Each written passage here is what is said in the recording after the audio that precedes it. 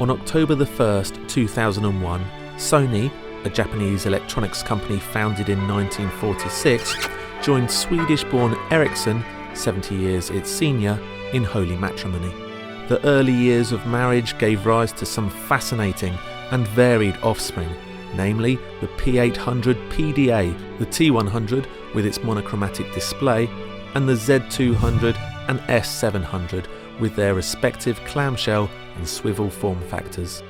In 2002, a fall in market share caused speculation of an ugly separation, but after kissing and making up, both husband and wife reinvested money into the venture, thus underlining their commitment to each other and their union.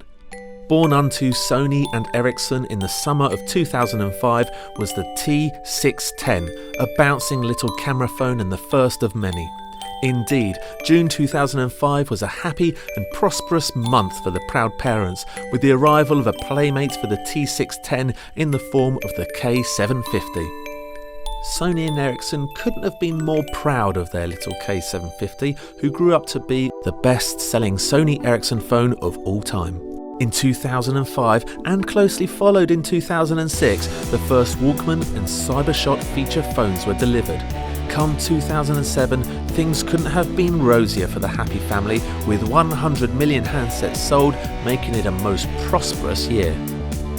But then, towards the end of the year, a dark figure loomed upon the horizon, determined to spoil the smartphone party and push the relationship to its limits.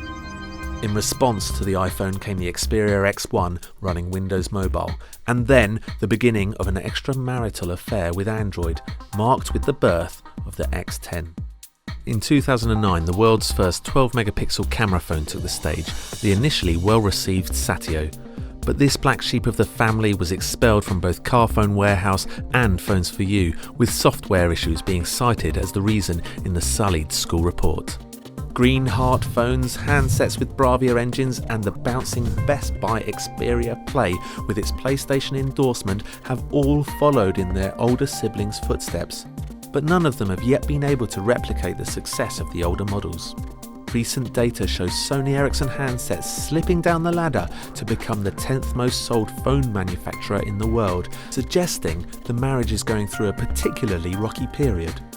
So the 10 years of marriage has had its ups and downs for Sony Ericsson, but what will the next 10 years hold? Read in-depth, impartial reviews of all the latest Sony Ericsson handsets at which.co.uk/mobile.